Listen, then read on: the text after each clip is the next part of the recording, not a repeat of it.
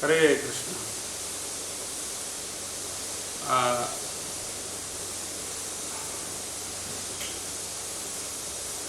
आज चित्रकेतु महाराज का जो वर्णन है उसका दूसरा पार्ट हम चर्चा करेंगे।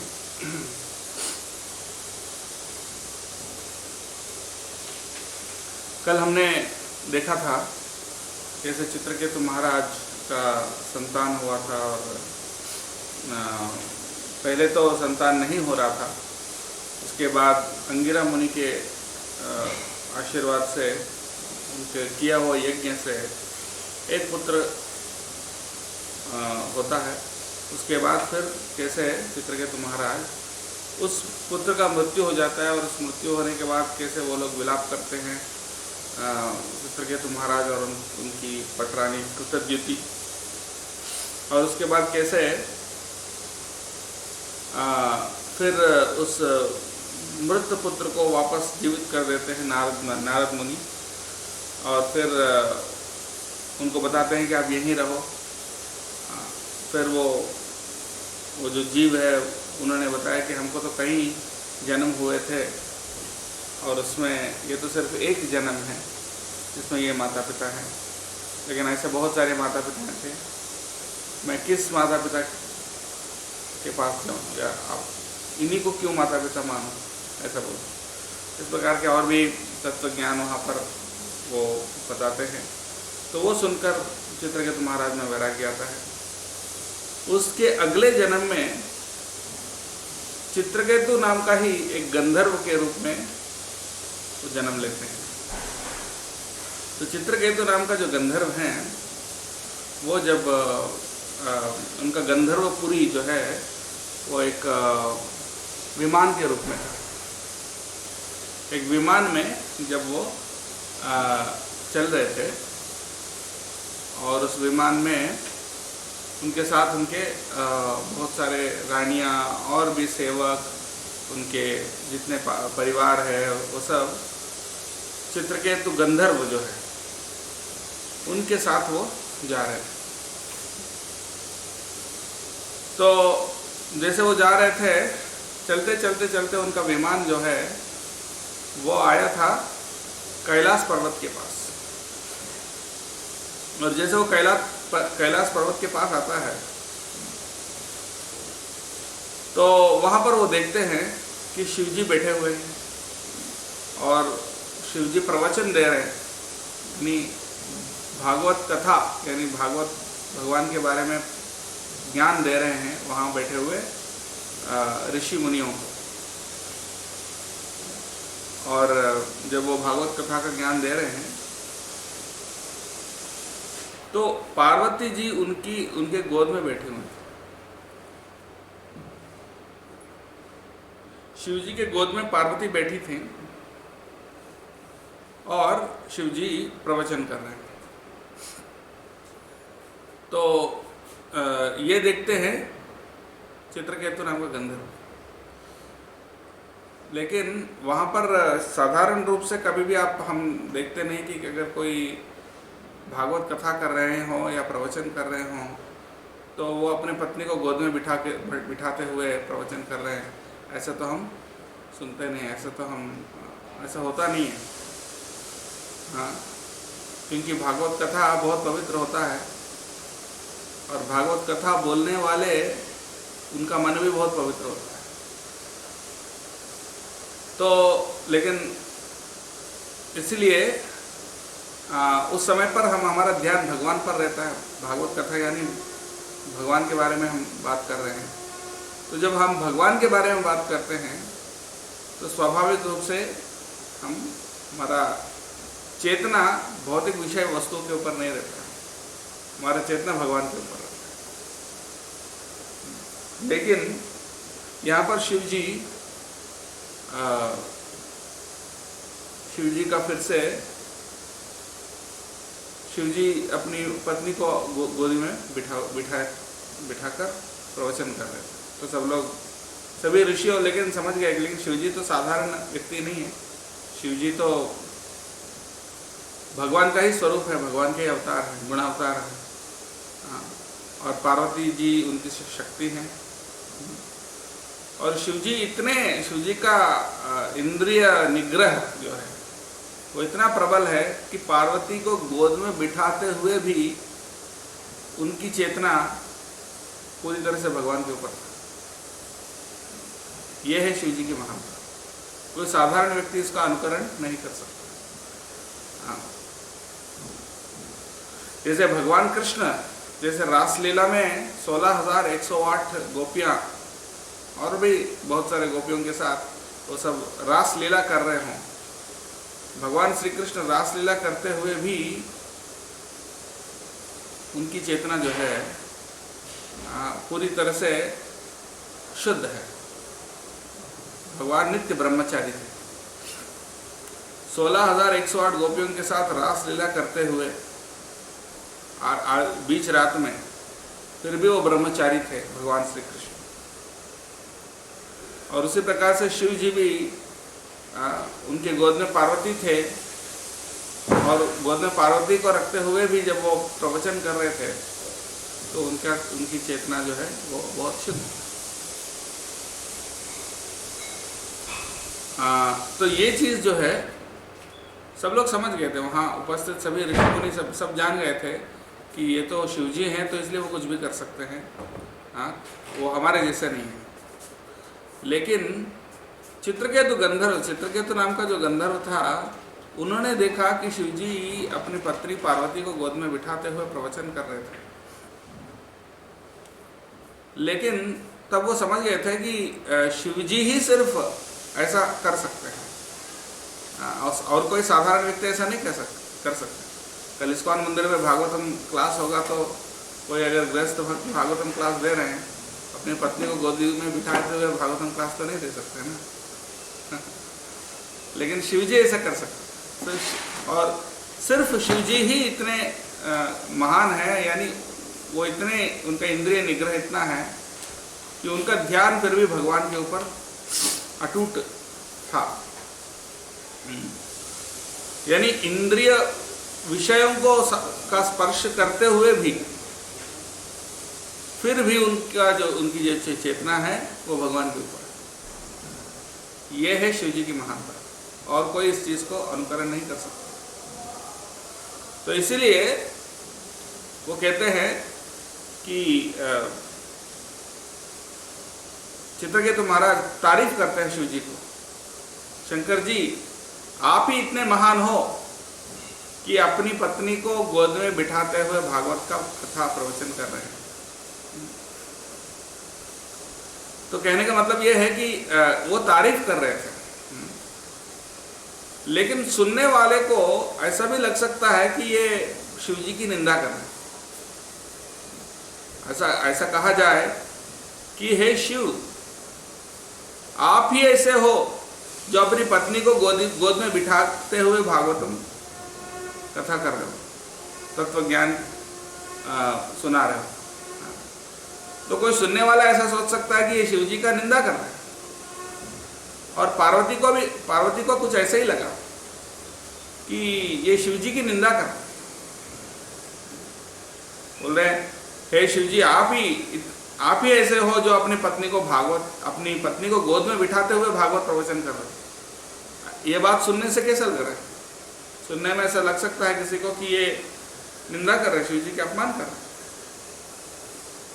तो पार्वती को ऐसे ही लगा, लेकिन असल में उनका कहने का मतलब ये नहीं था कि शिव जी को निंदा करना नहीं था उनका उद्देश्य। उनका उद्देश्य असल में ये था कि शिव जी इतने महान हैं कि उनकी चेतना इतना मतलब ऊंचा है, इतना शुद्ध है कि यद्यपि पार्वती उनके गोद में बैठे थे फिर भी उनका ध्यान भगवान के ऊपर है। ऐसा और कोई नहीं कर सकता है, सिर्फ अकेले शिव जी है, इतने परम भागवत हैं। ऐसा वो कहने का वो लेकिन हंसी मजाक में, एक प्रकार का थोड़ा हंसी मजाक में उन्होंने इस बात को कही थी। लेकिन ये सुनकर पार्वती बहुत नाराज हो गई। उनको लगा कि इनको कितना हिम्मत है, यहाँ इतने बड़े बड़े ऋषि मुनि बैठे हैं, जो सब 7 ऋषि हैं वो सब बैठे हुए हैं, नारद जी बैठे हुए हैं और ब्रह्मा जी के जो मानस पुत्र हैं वो सब बैठे हुए हैं, बड़े बड़े ऋषि मुनि सब है, और उनको कोई आपत्ति नहीं है, वो लोग सुन रहे हैं, सम्मान पूर्वक सुन रहे हैं, लेकिन चित्रकेतु को क्यों आपत्ति हो रहा है, ऐसा उनको लगा। तब पार्वती कह रही थी कि तुम कितने महान हो, यहाँ जितने लोग बैठे हैं उन सबसे आप महान हो, आप ही इतने महान हो कि आप शिव जी के ऊपर कमेंट करने लग गए हो। तो तुम्हारा घमंड बहुत ज़्यादा है, तुम्हें इतना घमंड है कि आपको कोई सम्मान नहीं। शिव जी का जो स्थान है वो ब्रह्मा से भी ऊंचा है, भगवान का ही एक गुण अवतार है शिव जी, तो उनके ऊपर आप ऐसा बोल रहे हो, ये तो बहुत गलत है। आपको आपका अहंकार को सजा देना चाहिए। ऐसा कहते हुए पार्वती ने तुरंत शाप दे दिया उनको कि आप असुर जैसे बात कर रहे हो, इसलिए आप असुर योनि में जन्म ले रहे, यानी असुर बन जाओ, ऐसा वो शाप देते। तो जैसे ये शाप पार्वती ने दिया, चित्रकेतु अपने जो विमान है उससे उतर के फिर आते हैं, उतर के आते हैं, आके शिव जी को प्रणाम करते हैं, पार्वती को भी प्रणाम करके उनकी परिक्रमा करते हैं 3 बार, सम्मान पूर्वक 3 बार उनका परिक्रमा करते हैं, करके फिर बोलते हैं हम आपका शाप को स्वीकार करते हैं और बहुत बहुत धन्यवाद। इस तरह से वो धन्यवाद देते हुए प्रणाम करके फिर अपने विमान में चढ़कर फिर वहाँ से निकल जाते। और ये देख के पार्वती तो बहुत चौंक जाती है, ये क्या हो रहा है, मुझसे तो बड़े बड़े लोग डरते हैं, मुझसे तो बड़े बड़े लोग डरते हैं, हमारे पति भी हमसे डरते हैं कई बार, शिव जी भी डरते हैं। एक बार भागवत में आता है, शिव जी भगवान से प्रार्थना कर रहे हैं कि ये मेरी जो पत्नी है पार्वती, ये महामाया है, इससे तो मैं भी डरता हूँ कभी कभी। यानी कहने का मतलब यह है कि ये तो बहुत भयंकर है, कभी कभी शिव जी को भी प्रभावित। एक बार जब शिव जी ध्यान कर रहे थे तो पार्वती उनकी सेवा कर रही थी, और एक असुर था, उस असुर को वध करने के लिए शिव जी का पुत्र होना था, कार्तिकेय से वध होता था, लेकिन शिव जी का पुत्र कैसा होगा, क्योंकि वो ध्यान में थे और पार्वती उनकी सेवा तो कर रही है, लेकिन उनका ध्यान तो भगवान के ऊपर निश्चल है। तो उनको आकर्षित करने के लिए मदन कामदेव को भेजते हैं, और मदन डरते डरते जाते हैं और उनका पुष्प बाण जो है शिव जी की छाती में लगाते हैं। पुष्प बाण से क्या होता है, वो स्त्री पुरुष आकर्षण जो है वो आ जाता है। उनके 5 बाण हैं, उन 5 बाणों से शिव जी के ऊपर प्रहार करते हैं, ताकि उनके अंदर पार्वती को देखकर कुछ आकर्षण उत्पन्न हो। तो जब वो बाण से आहत करते हैं तो शिव जी के अंदर एक क्षण के लिए वो आकर्षण प्रतीत हुआ, लेकिन तुरंत उन्होंने देखा ये कहाँ से आया, अचानक ये किसका काम है। फिर उन्होंने देखा ये कामदेव है, तो तुरंत उन्होंने तीसरा आंख खोल के और तीसरे आंख से कामदेव को भस्म कर दी। तो इस प्रकार से हम देख सकते हैं कि शिवजी जैसे कामदेव को जीत तो लिए, मार तो दिए, लेकिन एक पल के लिए शिवजी भी उससे प्रभावित हुए। तो माया इसलिए बोलते हैं, माया से तो सब डरते हैं, कौन नहीं डरता माया से, अकेले भगवान के सिवा सभी तो माया से डरते हैं। तो पार्वती सोचने लगी मुझसे तो सभी डरते हैं, मैं कोई साधारण औरत थोड़ी हूँ, पार्वती कोई साधारण औरत नहीं है। हाँ, वो पूरे विश्व ब्रह्मांड के पूरे भौतिक संसार की मालकिन है। हाँ, और जब वो उग्र रूप ले लेती हैं तो मतलब कोई उनके सामने नहीं टिक सकता। तो ऐसी पार्वती देवी जब श्राप दे रही है, इनको तो कोई डर ही नहीं। ये आया चित्रकेतु तो अपने विमान से उतरा, प्रणाम किया, परिक्रमा किया, बहुत बहुत धन्यवाद आपने श्राप दिया कहते हुए चला गया वहाँ से। ऐसा कोई करता है क्या? कोई तो गिड़गिड़ाएगा, उनको लगा कि वो आएगा, थोड़ा माफ़ी मांगेगा, गिड़गिड़ाएगा, क्षमा मांगेगा, रोएगा कुछ ऐसा, मतलब उनका श्राप से विमुक्ति का मार्ग मांगेगा कुछ ऐसा। उनको लगा कि ये तो डरा ही नहीं, मैंने इतना बड़ा श्राप दिया कि असुर बन जाओ, ये तो बहुत बड़ा श्राप है। इतना बड़ा श्राप मिलने के बावजूद उनको कोई भय नहीं है। और कोई होता तो आता, माफ़ी मांगता, और कोई इस श्राप से मुक्ति का कोई उपाय मांगता, तो इनके अंदर ऐसा कुछ है ही नहीं। बहुत आराम से आया, प्रणाम किया, परिक्रमा किया, धन्यवाद किया और धन्यवाद दिया और फिर वहाँ से चल गए। तो पार्वती तो थोड़ा शॉक हो गई ये क्या हो गया। शौक तो उनको होना था, चित्रकेतु को होना था कि इतना बड़ा श्राप मिल गया हमको, उनको शौक होना था, लेकिन हुआ किसको शौक? पार्वती को शौक हुआ। और वो ऐसे देखने लगे ये क्या हो गया ये तो ऐसा ऐसा ऐसा चला गया जैसे कि कुछ हुआ ही नहीं। तो शिव जी समझ गए पार्वती के मन में क्या, और शिव जी समझ गए और पार्वती को बोलते हैं कि आप ये नहीं समझी हो कि ये वैष्णव है। ये जो चित्रकेतु गंधर्व जो है ये कोई साधारण व्यक्ति नहीं है, ये वैष्णव है। और उन्होंने असल में शिव जी का अपमान नहीं किया, उन्होंने शिव जी को तारीफ किया, लेकिन एक मजाक के रूप में किया। लेकिन उसको पार्वती गलत समझ गई। और सबसे मेन बात यह है कि जो वैष्णव होता है, फिर बोलते हैं नारायण पराः सर्वे न कुतश्चन बिभ्यति स्वर्गापवर्ग नरकेषु अपि तुल्यार्थदर्शिनः। यानी जो नारायण पराः, यानी जो नारायण के भक्त होते हैं, न कुतश्चन बिभ्यति, वो कभी भी कहीं पे भी डरते नहीं, कभी भी नहीं डरते हैं किसी से। जो नारायण के भक्त होते हैं वो किसी से भी नहीं डरते हैं। जहाँ तक पार्वती जो है, जो सबसे बड़ी शक्ति है भौतिक जगत में, उससे भी नहीं डरते। न कुतश्चन बिभ्यति। और बोलते स्वर्ग अपवर्ग नरकेशु अपि तुल्यार्थदर्शिनः। स्वर्ग, मोक्ष और नरक उनके लिए सब बराबर है। नारायण के भक्तों के लिए स्वर्ग, मोक्ष और नरक सब बराबर है।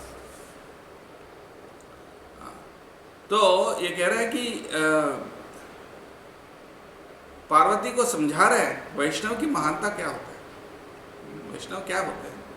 वैष्णव वो होते हैं, वो चाहे नरक जाए उनको कोई फर्क नहीं पड़ता, स्वर्ग जाए कोई फर्क नहीं पड़ता, मोक्ष मिले कोई फर्क नहीं पड़ता, किसी भी योनि में जन्म मिले कोई फर्क नहीं पड़ता।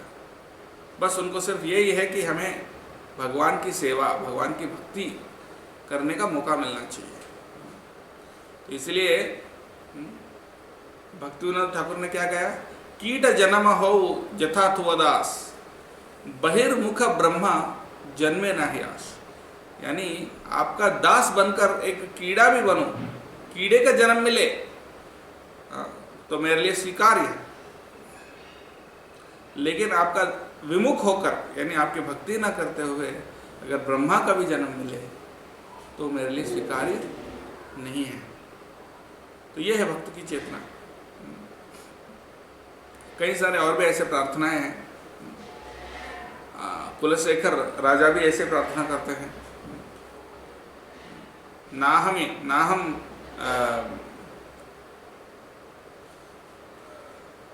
नाहम वंदे तव चरणयो द्वंद्व मद्वंद्व हेतो कुंभीपाकम गुरुमपि हरे नारकम नापनेतुम रम्याम रामाम मृदु तरुलताम नंदने नापिरंतुम भावे भावे हृदय भवने भावयेयम भवंतुम।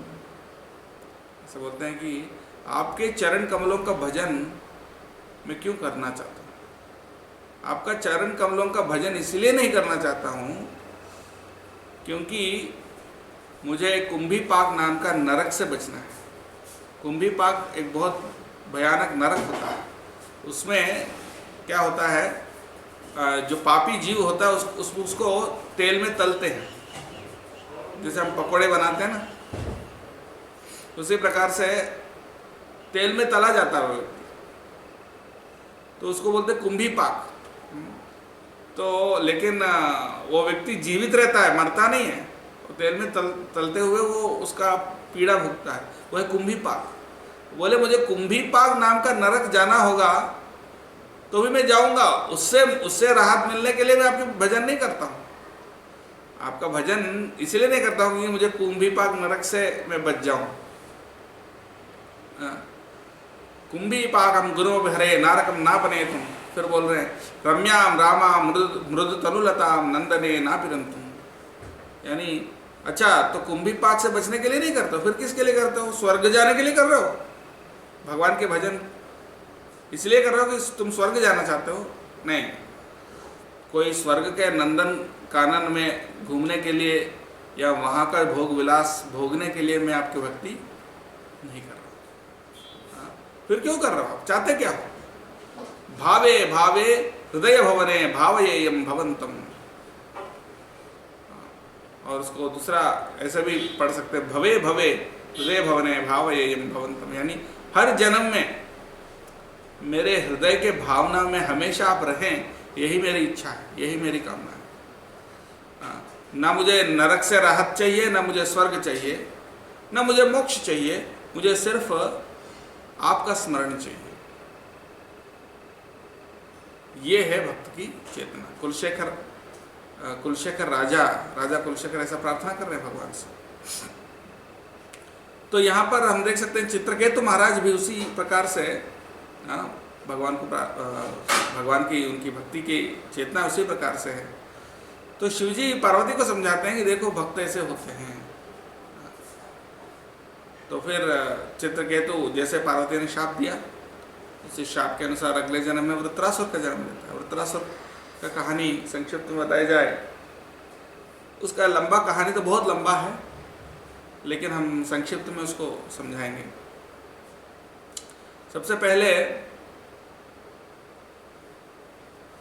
एक बार ऐसा होता है, इंद्र अपने आसन में बैठे हुए होते हैं। इंद्र सभा में, यानी स्वर्ग में जो इंद्र का सभा होता है, इंद्र तो सभी देवताओं का राजा है, तो सभी उनको प्रणाम करने के लिए सभी देवताएं, अग्नि, वरुण, वायु इत्यादि जो दिक्पालक हैं, अन्य जो देवताएं हैं, सभी वहाँ पर उपस्थित थे और सभी इंद्र की पूजा कर रहे थे।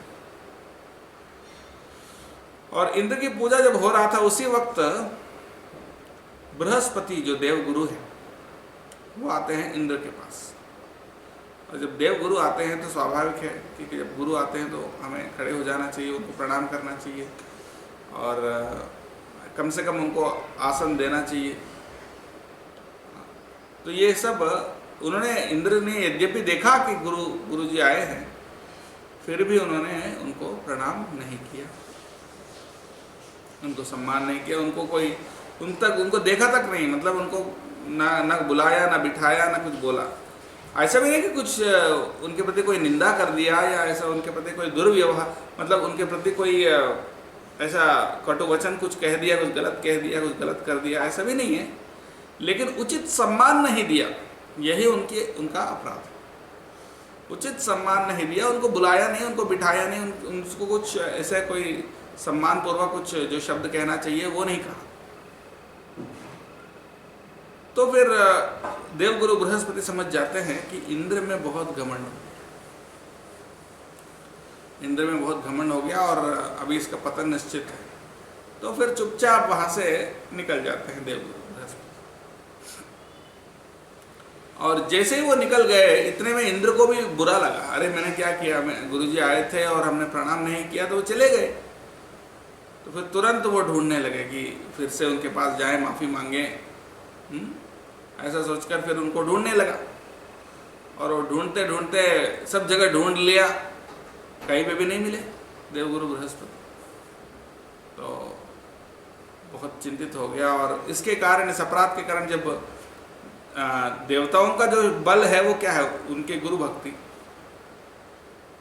और असुरों को भी उसी समय ये खबर मिल गई थी कि इंद्र ने तो ऐसा अपराध कर लिया उनके गुरु के प्रति। तो फिर असुरों ने समझ गए ये हमारा मौका है हमें युद्ध करने के, युद्ध करके देवताओं को हराने के लिए। तो इतने में वो क्या करते हैं, अपने गुरु शुक्राचार्य की अच्छा से सेवा करते हैं और उनके गुरु शुक्राचार्य जो है वो उनको आशीर्वाद देकर भेजते हैं कि अभी आपको अपने गुरु का आशीर्वाद है असुरों को, लेकिन देवताओं को अभी गुरु अपराध लग गया, तो इसलिए देवताएं अभी कमज़ोर हैं। तो फिर तब असुरों ने जब आक्रमण किया देवलोक के ऊपर, इस बार देवताएं सब हार गए और देवताएं हार गए और वो मतलब निकल गए वहाँ से। फिर असुरों ने स्वर्ग के ऊपर आधिपत्य जमा लिया। तो उसके बाद क्या हुआ, इंद्र और सारे देवताएं बहुत परेशान होकर ब्रह्मा जी के पास जाते हैं और ब्रह्मा जी को बोलते हैं, हे ब्रह्मा जी बताइए अभी हम क्या करें, अभी हमारा राज्य हमसे छीन लिया गया है। तो फिर ब्रह्मा जी भी उनको डांटते हैं, फिर देखो तुमने अपने गुरु देव बृहस्पति के प्रति अपराध किया है, इसलिए वो नहीं है। अभी तुमको कोई गुरु या ब्राह्मण चाहिए जो आपको अपने शक्ति को वापस लौटा सके। तो फिर वो उपाय बताते हैं कि त्वष्टा नाम का एक ब्राह्मण है, उनका पुत्र है विश्वरूप, और वो विश्वरूप के 3 सर हैं, यानी 3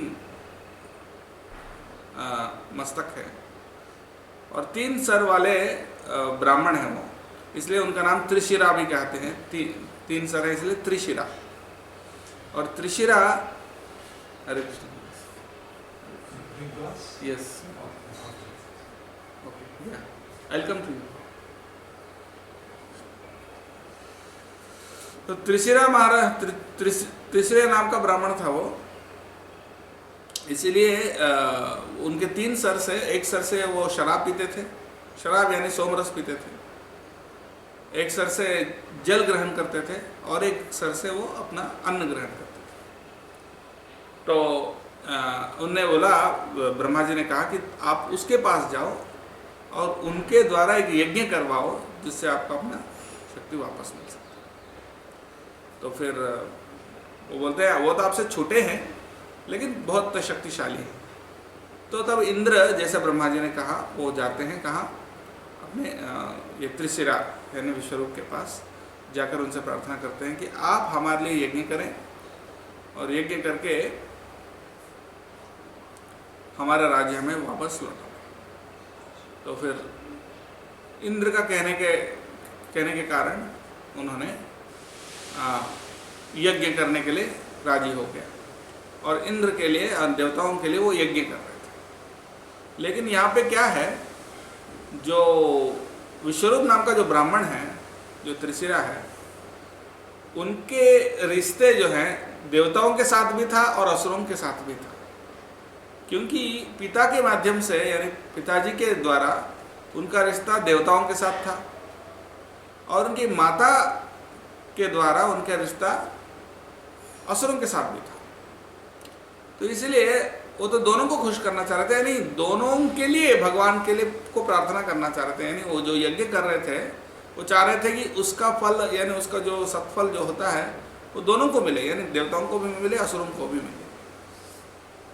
लेकिन वो जानते थे कि अगर असुरों के लिए आहुति अगर देंगे तो इंद्र बहुत क्रोधित हो जाएंगे, इंद्र नाराज हो जाएंगे।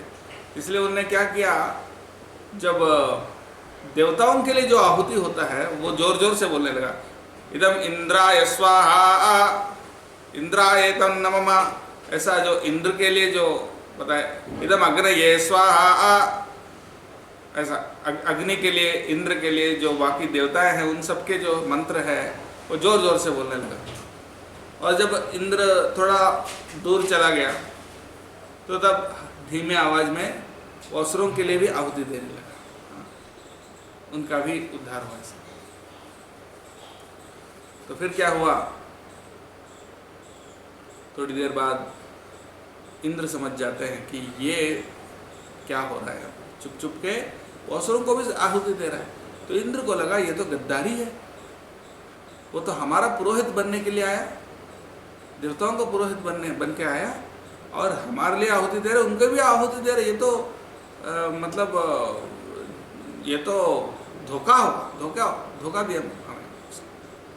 तो फिर उस गुस्से में वो आकर साथ में डर भी गया कि असुरों को भी आहुति दिया जाए तो असुर भी उतना ही ताकतवर होंगे तो फिर हमारा काम कैसे बनेगा। तब वो बहुत क्रोधित होकर तुरंत अपनी अस्त्र से उनके तीनों सर काट दिया। जो विश्वरूप है उनके तीनों सर काट दिए। तो ये तो बहुत बड़ा पाप है, ब्रह्म हत्या है।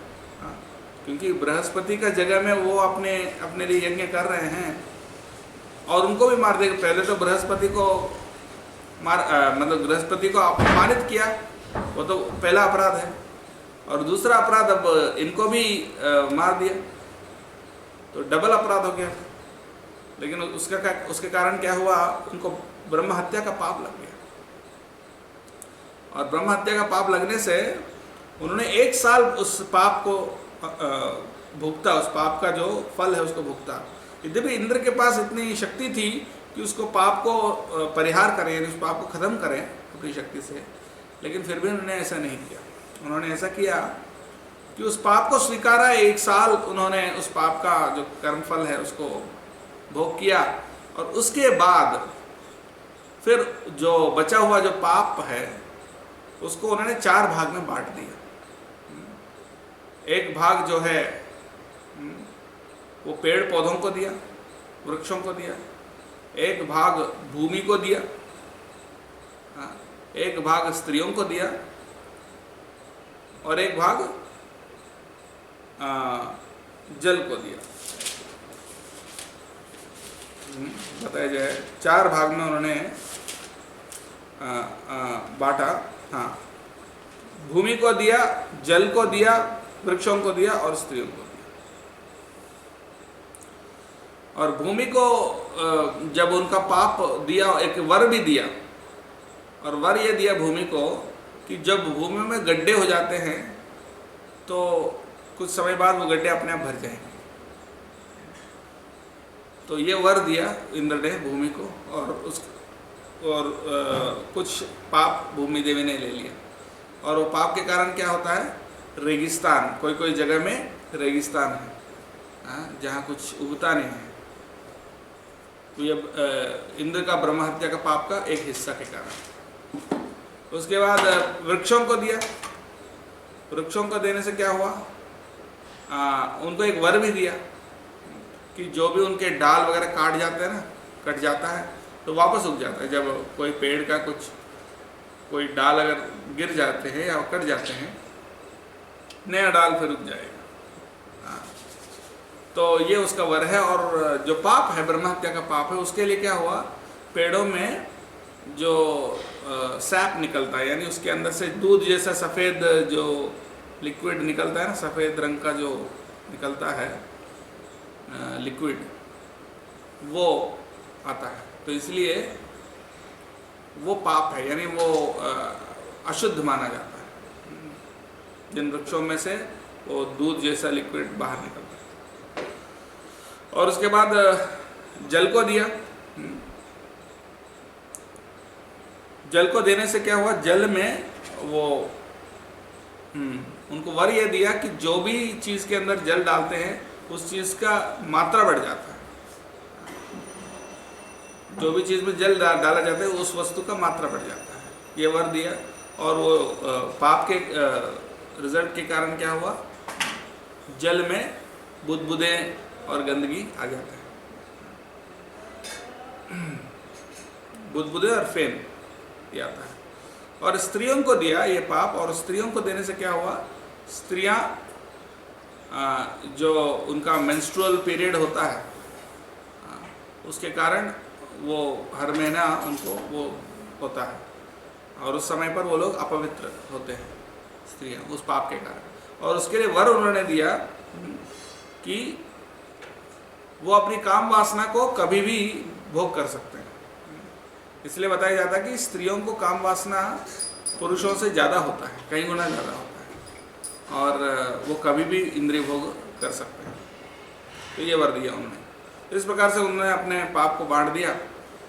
और इस बीच में जो त्वष्टा है, यानी विश्वरूप के पिता, उन्होंने देखा कि ये तो बहुत बड़ी गलती किया इंद्र ने।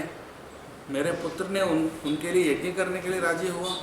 हाँ, पहले तो उनका हालत बहुत खराब था, उनको देख के तरस खाया और हमारे पुत्र ने विश्वरूप ने यज्ञ किया और उसी को मार डाला। तो इसीलिए उन्होंने एक और यज्ञ किया त्वष्टा ने खुद, और उस यज्ञ के माध्यम से ऐसा पुत्र उत्पन्न किया जो इंद्र को मार सके। और ऐसा मंत्र उच्चारण करने लगा कि इंद्र का शत्रु उससे पैदा हो जो इंद्र को संहार करे। तो लेकिन क्या हुआ, उन मंत्रों का उच्चारण में कुछ थोड़ा सा एक मात्रा का गलती हो गई। इंद्र शत्रु बोलने की जगह उन्होंने मंत्र ऐसा बोला, इंद्र शत्रोह। इंद्र शत्रु बोलने की जगह इंद्र शत्रोह बोला, यानी जो इंद्र को मारने वाला चाहिए था उनको, उसकी जगह कौन आया, इंद्र के हाथ में मरने वाला पैदा हुआ। इंद्र को मारने वाला नहीं पैदा हुआ, इंद्र से मरने वाला पैदा हुआ। और तो फिर उनका पुत्र तो लेकिन बहुत भयंकर हुआ। वो यज्ञ से बहुत बहुत भीषण शरीर वाला एक ऐसा व्यक्ति जो राक्षस था, असुर था, वो निकला। उनका नाम है वृत्रासुर। वृत्रासुर नाम का बहुत बड़ा राक्षस उस अग्नि से निकला। उनका शरीर ऐसा लग रहा है कि बहुत बड़ा पहाड़ है, लेकिन वो जला हुआ पहाड़ है। और ये कभी पहाड़ जल जाता है ना तो दूर से कैसे दिखता है, काला काला पूरा सब जला हुआ है, लेकिन बहुत बड़ा पर्वत है तो पूरा काला काला पहाड़ जैसा उनका शरीर था। लेकिन उनके आंखें जो है लाल लाल जैसे आग उगल रहे हैं, जैसे इतने भयंकर शरीर था। उनका जो बाल है वो भी लाल था, लाल रंग का जो बाल है। और उनके हाथ में त्रिशूल है। तो और जब मुंह खोले तो मुंह से भी अग्नि निकल रहा था। ऐसा लग रहा था कि इतना बड़ा था वो, ऐसा लग रहा है कि पूरा ब्रह्मांड को भी खा जाएगा। हाँ, इतना डरावना था उनका रूप। और ये था वृत्रासुर। और ये कौन थे, यही चित्रकेतु गंधर्व जो पार्वती ने शाप दिया था कि आप असुर बनकर जन्म लो, वही थे ये वृत्रासुर। लेकिन ये बाकी असुरों जैसे नहीं है, गलत मत समझिए। ये बाकी असुरों से बहुत हटके हैं, बहुत अलग हैं। क्यों? क्योंकि ये वृत्रासुर जो है भगवान के शुद्ध भक्त थे। असुर होते हुए भी भगवान के शुद्ध भक्त थे। जैसे प्रहलाद महाराज थे, ठीक प्रहलाद महाराज जैसे ही वो भगवान के शुद्ध भक्त थे। इसलिए वो हमेशा भगवान के ध्यान में थे। यदि वो असुर के रूप में जन्म लेने के बावजूद उनका काम था इंद्र को मारना, फिर भी वो भगवान के शुद्ध भक्त थे और उनका ध्यान हमेशा भगवान पे था। तो जैसे उनके पिता त्वष्टा ने उनको आदेश दिया कि जाओ इंद्र को संहार करके आओ, तो फिर वो गए। और एक तरफ सारे देवताएं थे और दूसरी तरफ ये अकेले। उनके साथ असुर भी थे, बाकी असुर भी थे, लेकिन देवताओं का प्रहार से बाकी असुर तो पहले भग गए थे। वो सिर्फ ये अकेले बचे थे। अकेले वृत्रासुर इंद्र के सारे सेना को के सामने भारी पड़ रहा था। और इंद्र अपने तरह तरह के अस्त्र उनके ऊपर डालने लगे। जो भी अस्त्र उनके ऊपर प्रहार किया जाता था इंद्र के द्वारा, उस अस्त्र को वो ऐसे पकड़ लेते थे जैसा एक मैच स्टिक हो, मैचेस छोटा होता है ना, वैसे वो जैसे ऐसे खिलौना जैसे उसको पकड़ लेते थे और वापस इंद्र के ऊपर ही फेंक देते थे। जितना भी बड़ा अस्त्र हो उनका ऊपर कोई प्रभाव नहीं पड़ता था। उनके सारे अस्त्र विफल हो गए। और जब उनका जो दिव्यास्त्र जब प्रहार करने लगा और जब वो वापस इंद्र के ऊपर फेंकने लगा, तो क्या इंद्र जाकर बहुत दूर जाके गिरते।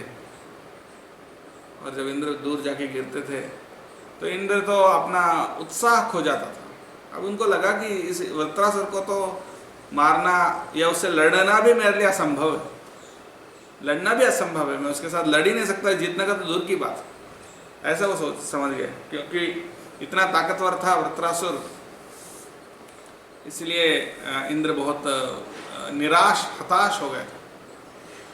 तो वृत्रासुर जाकर फिर इंद्र को बोलने लगे कि हे इंद्र, तुम क्यों हताश होते हो? इंद्र तो मतलब आप तो, भगवान तो आपको आशीर्वाद दिए ही हैं, और मैं तो आपके हाथ में मरूंगा, ये भी पहले से निश्चित है। आपके हाथ में ही मेरा मृत्यु है। पर आप जीत और हार का क्यों चिंता करते हो? आप तो राजा हो, आपका धर्म है युद्ध करना। अब जीत और हार की का चिंता मत करो, और अब उठो और मेरे ऊपर प्रहार करो। इस तरह से उनको उपदेश देने लगे। तो ये सुनकर इंद्र भी उत्साहित हो गए फिर वृत्रासुर के साथ युद्ध करने लगा। कि जिनका जो उपदेश है, ऐसा शुद्ध भक्त का उपदेश है, यानी उनका कितना ज्ञान है, वो युद्ध करते हुए भी उनकी चेतना जो है कितना शुद्ध है, कितना दिव्य है। इससे ये समझ में आता है कि जो भक्त होता है, भगवान की भक्ति जो होती है, वो तो किसी में भी हो सकता है, जरूरी नहीं कि देवताओं में हो, असुरों में भी। प्रहलाद महाराज तो थे ही।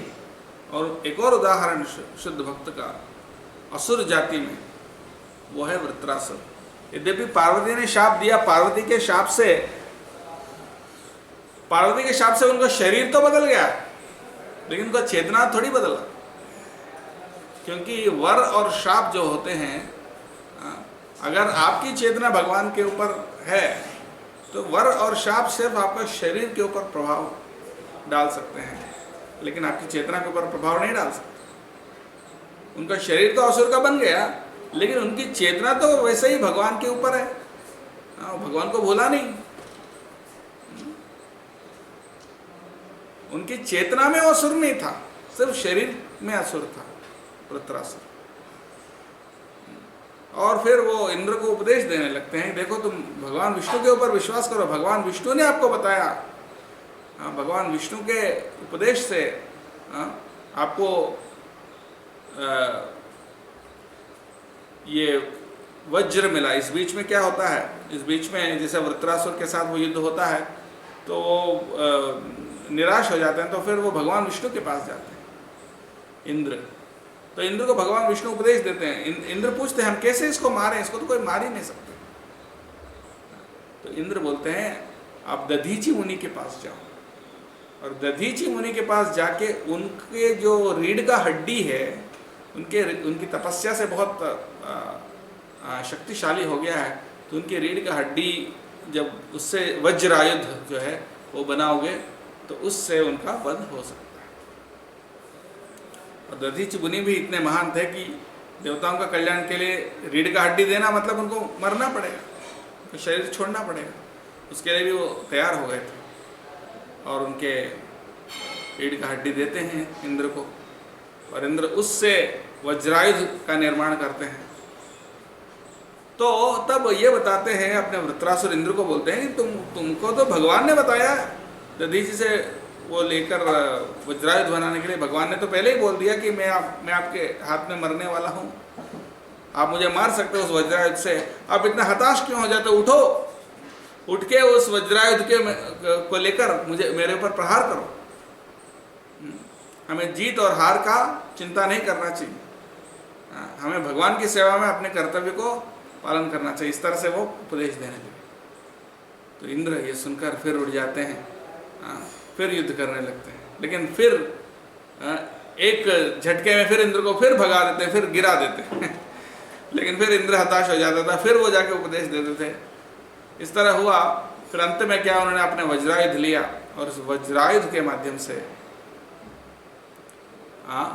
उनका सर काट दिए वृत्रासुर का। लेकिन 100 साल लगे, वज्रायुध से भी उनका गला काटने के लिए 100 साल लगे। तो इस 100 साल में जब वो इंद्र उनके वध कर रहे थे तब उन्होंने, वृत्रासुर ने तो ध्यान भगवान के ऊपर लगाया, भगवान के ऊपर ध्यान लगाकर पूरी तरह से कृष्ण भावना भावित होते हुए समाधि में थे, पूरी तरह समाधि में थे। और समाधि अवस्था में जब उनके मन पूरी भगवान के ऊपर लगा हुआ था, तो तब इंद्र ने 100 साल में उनका वध कर दिया। तो इस भागवत में 6ठे स्कंध में इसका वर्णन आता है कि वृत्रासुर एक असुर होते हुए भी वो कैसे, जो शत्रु थे इंद्र, उनको भी शत्रु नहीं माना था, सिर्फ अपना कर्तव्य था उनके साथ युद्ध करना, इसलिए युद्ध किया। लेकिन जब इंद्र हताश हो गया था तो इंद्र को भी प्रोत्साहित किया, यानी जो शत्रु है उसको भी प्रचार किया, उसके ऊपर भी कृपा किया। जो शत्रु के ऊपर भी कृपा करे वो है शुद्ध भक्त। शुद्ध भक्त ऐसा कभी किसी को शत्रु नहीं मानता है। शत्रु और मित्र ये भेद जो है ये भक्तों में, शुद्ध भक्तों में नहीं होता है। भक्त तो सभी के लिए मित्र ही होते हैं। गीता के 12वें अध्याय में भगवान कहते हैं सभी जीवों के लिए भक्त, जो शुद्ध भक्त जो होता है वो सभी जीवों के लिए मित्र होता है, सभी जीवों का मित्र होता है। तो यहाँ पर वृत्रासुर इंद्र के लिए भी मित्र जैसा ही काम कर रहे थे, उनको प्रोत्साहित कर रहे थे। यद्यपि शारीरिक रूप से अपना कर्तव्य निभा रहे थे, लेकिन उनकी चेतना में वो इंद्र को भी का भी भला चाह रहे थे, और उनकी चेतना कभी भी भगवान को नहीं भूला युद्ध के बीच में भी। ये है बहुत महत्वपूर्ण शिक्षा है जो हमें वृत्रासुर से मिलता है कि हमें हमारी चेतना जो है हमेशा जो भी कारण करते हुए, युद्ध करते हुए भी उनकी चेतना भगवान के ऊपर थी। तो क्या कई लोग बोलते हैं हम तो अपने दैनिक दिनचर्या में इतने व्यस्त रहते हैं, हमको तो काम करना पड़ता है। आप में से कौन कौन नौकरी करते हैं? आप में से कुछ लोग नौकरी करते होंगे और आप में से कुछ लोग बिजनेस करते होंगे, है ना। कुछ लोग नौकरी करते हैं, कुछ लोग बिजनेस करते हैं, और कुछ लोग मतलब घर संभालते हैं, यानी घर का काम देखते हैं। अभी लॉकडाउन में तो सभी घर में ही बैठे हैं। लेकिन अभी प्रश्न ये है, अगर कोई व्यक्ति असुर शरीर में भी रहते हुए घोर युद्ध करते हुए भी अगर वो कृष्ण भावना भावित हो सकता है, तो क्या हम अपने घर में रहते हुए अपने काम धंधा नौकरी ये सब करते हुए क्या हम कृष्ण भावना भावित नहीं हो सकते हैं? जरूर हो सकते हैं। इसलिए हमें कोशिश करना चाहिए कि दिन भर में हम जो भी कार्य करें वो भगवान के लिए करें। आप अपने परिवार का देखरेख कर रहे हैं तो भगवान के लिए करें। आप नौकरी कर रहे हैं, बिजनेस कर रहे हैं, वो भी भगवान के लिए करें। आप बच्चों की देखभाल कर रहे हैं, परिवार को देखभाल कर रहे हैं, भगवान के लिए करें। खेती कर रहे हैं, कोई भी व्यवसाय कर रहे हैं, कुछ भी कर रहे हैं, तो आप ये कोशिश करिएगा कि जो भी हम कर रहे हैं उस वक्त भगवान को कैसे याद करें। अगर भगवान को याद नहीं कर रहे हैं तो हमारी चेतना तो भौतिक हो गया। इसलिए हम जो भी कार्य कर रहे हैं उस समय पर हमें भगवान को याद करना जरूरी है, तभी तो कृष्ण भावनामृत होता है, नहीं तो फिर वो भौतिक कार्य में गिना जाता है। तो हर कार्य करते हुए हमें भगवान को याद करना संभव। फिर वो कैसे करें, आप पूछ सकते हैं कैसे हो सकता है वैसे चेतना?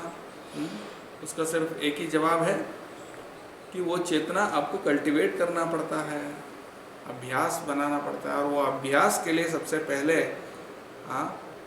देखो 24 घंटे तो एकदम शुरुआत से हम नहीं कर सकते। हम शुरुआत में ये कर सकते हैं कि अभ्यास यानी दैनिक रूप से हम कर सकते हैं, यानी रोज कुछ समय तो भगवान को याद करो। अगर आप 24 घंटे नहीं कर पा रहे हो तो कुछ समय तो निर्धारित करो दिन में कि हाँ इतना समय में 2 घंटे 4 घंटे 5 घंटे 6 घंटे मैं भगवान को याद करूँ। तो वो तो संभव है। उसके लिए 2 घंटे आप भगवान का नाम जप में दीजिए, 1 घंटा प्रभुपाद जी के पुस्तक पढ़ने में दीजिए, 1-2 घंटे कुछ ऐसे प्रवचन सुनने में दीजिए। जो खाते हो भगवान को भोग लगाइए, उस पहले खाने से पहले भगवान को भोग लगाकर प्रसाद के रूप में ग्रहण करिए। घर में है तो भगवान का विग्रह रखिए या फोटो रखिए, उसका थोड़ा सा अर्चन करिए थोड़ी देर। तो इस तरह से आप नियमित रूप से समय तो निकाल कर भगवान की सेवा तो कर ही सकते हैं। और उसके बाद जैसा करते करते करते क्या होगा, धीरे धीरे धीरे बाकी समय में भी वो आप भगवान को याद करना सीखेंगे। जैसे वायरस होता है ना, कोरोना वायरस, वो तो बहुत छोटा होता है कोरोना वायरस, लेकिन अंदर चला गया तो फैल जाता है ना, पूरे लंग्स में गले में सब जगह फैल जाता है। उसी प्रकार से भक्ति भी एक वायरस है, लेकिन ये अच्छी वायरस है। भक्ति का जो वायरस है वो हमारे अंदर आता है तो वो भी फैलता है। आप सुबह 2 घंटे 4 घंटे आप भगवान का नाम ले रहे हैं, भगवान की कथा सुन रहे हैं, लेकिन वो धीरे धीरे करते करते क्या होगा, वो बाकी समय पूरा 24 घंटे ही वो ऑक्यूपाई कर लेगा धीरे धीरे। हम भी वही चाहते हैं। तो कम से कम 24 घंटे अगर नहीं कर सकते हैं तो कम से कम दैनिक रूप से तो कम से कम करें। नियमित रूप से आप अपना माला करें, नियमित रूप से आप अपना भक्ति को कभी ना छोड़ें, कुछ भी हो जाए। हाँ, उसको जीवन का परमोच्च सबसे महत्वपूर्ण मान ही लेना। किसी भी हालत में मैं कुछ भी छोड़े लेकिन नाम नहीं छोड़ना, कुछ भी छोड़े लेकिन भक्ति नहीं छोड़ना, भगवान का आश्रय, भक्तों का आश्रय कभी भी नहीं छोड़ना। तो तब क्या होगा, वो धीरे धीरे करके बाकी समय में जो भी आप करते हैं उसमें भी धीरे धीरे आप कृष्ण भावना भावित हो जाएंगे क्रम से। हाँ, और कोशिश करें जो भी हम काम धंधा करते हैं उसका भी कुछ न कुछ उसका फल जो है भगवान की सेवा में लगाएं। तो इस तरीके से हम 24 घंटे कृष्ण भावना भावित हो सकते हैं किसी भी स्थिति में। ये अगर असुर भी भगवान का इतना शुद्ध भक्त हो सकता है तो हम तो बन ही सकते हैं। प्रभुपाद जी ने हमको मार्ग दिया है, और उसके लिए हमें आभारी होना चाहिए प्रभुपाद जी के लिए कि हमें ये इतना अद्भुत कृष्ण भावनामृत आंदोलन में भाग लेने का मौका हम सबको दिए हैं, और उस मौके का हमें भरपूर फायदा उठाना चाहिए। इससे पहले कि कोरोना जैसा बीमारी पकड़ ले, कि कोई दूसरा बीमारी पकड़ के, या मृत्यु किसी न किसी तरीके से कभी भी आ सकता है, उससे पहले हमें तैयारी करना चाहिए। बहुत बहुत धन्यवाद। हरे कृष्णा।